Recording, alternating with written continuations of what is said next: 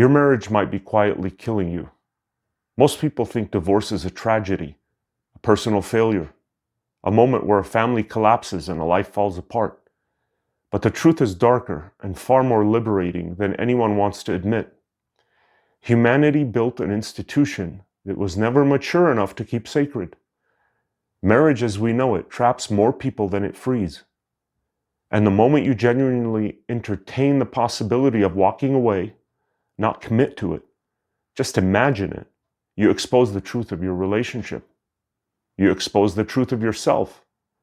And that's exactly why most people don't do it. I'm not here to tell you to leave your marriage. I'm here to tell you something far more uncomfortable. You should at least confront the reality of your relationship. It forces you to see what's real. It removes the illusions, the obligations, the social performance. The moment you recognize the choice, you'll discover whether you're staying out of love or staying out of fear. Most people don't want that answer. The institution of marriage was created in a world that no longer exists. A world where survival depended on rigid roles, predictable routines, economic mergers disguised as romance. The modern world hasn't outgrown those structures. It just hides them behind better photography and nicer wedding decorations. And people spend decades performing a role they silently resent because society convinced them that staying is virtuous and leaving is shameful. But here's the truth. A prison doesn't stop being a prison just because you decorated the walls. When I say consider divorce, what I really mean is this.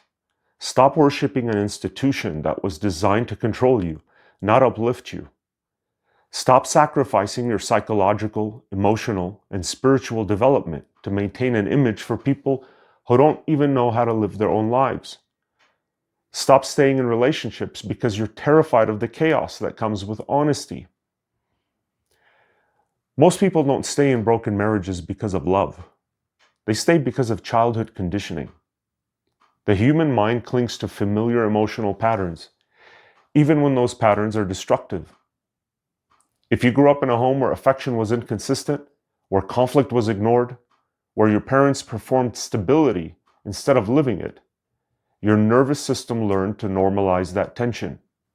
And now as an adult, you unconsciously recreate that same emotional environment because it feels like home. You're not choosing a partner, you're choosing a familiar wound. And the institution of marriage rewards that repetition by giving you a socially approved place to reenact your unresolved childhood. People don't realize this. They think they've chosen their spouse consciously. The truth? Most marriages are two unhealed children signing a lifetime contract with each other's trauma.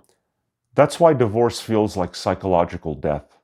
Not because the love is deep, but because the identity formed around that childhood pattern finally collapses.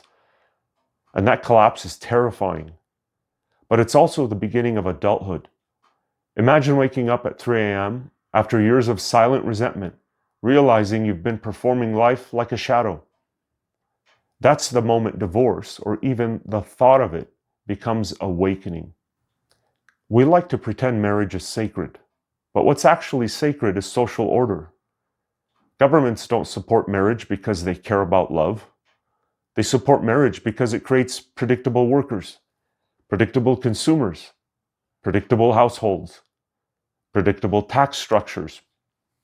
Stability is valuable to institutions, even when it suffocates individuals. People think the nuclear family is a natural human unit. It's not. It's a modern invention engineered to fit the demands of industrial economies. Two adults, legally bound, raising children inside a controlled economic framework, that's not a spiritual arrangement. That's a management system. And when you threaten that system by even considering divorce, society reacts as if you've committed a crime. The state wants you married. Corporations want you married. Religions want you married. Not because it elevates your consciousness, because it keeps you in a role that feeds the machinery of civilization. When you rebel against that structure, you're not just leaving a relationship. You're stepping outside a script written to keep you obedient. People confuse commitment with confinement. They think staying can be proof of fear. Real commitment isn't measured by duration. It's measured by depth. It's not about how long you've remained. It's about how honestly you've shown up. Marriage teaches endurance, not truth.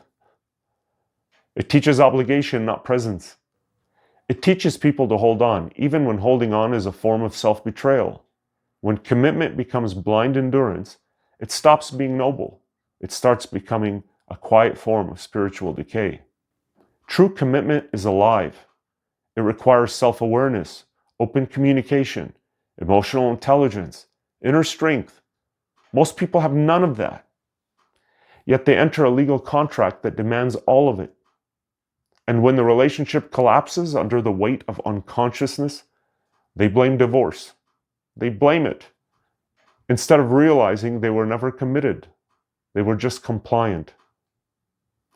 A real relationship requires emotional maturity, psychological clarity, spiritual honesty.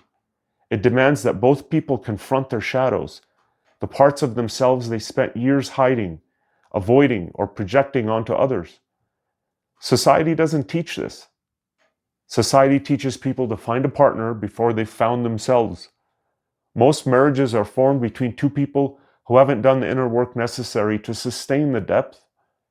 They haven't learned how to communicate without ego. They haven't learned how to regulate their emotions. They haven't learned how to take responsibility for their inner world. And then they expect a legal bond to compensate for the immaturity that they never resolved. A relationship is only as conscious as the individuals inside it. Two unconscious people commit, and the result isn't love. It's codependency sealed with paperwork. People call it romance. It's not. It's two unexamined psyches trying to escape themselves through each other. There is a quiet violence in staying with someone long after the emotional connection has died. Most people don't realize how much of their aliveness they sacrifice by maintaining a relationship that no longer aligns with who they've become. Every year they stay, a small part of them withers. Their intuition gets quieter. Their sense of possibility fades. Their spiritual contracts around the routines that once felt safe but now feel suffocating. Staying in a dead relationship slowly erodes your integrity. You start lying to yourself more than you lie to your partner.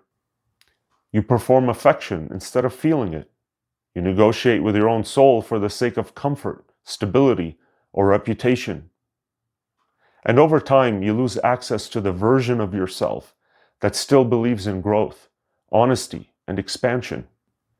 People think divorce is painful. The real pain? Realizing you spent years abandoning yourself because you were too afraid to disrupt the life you built. The real heartbreak isn't leaving someone. It's waking up and seeing how long you avoided the truth.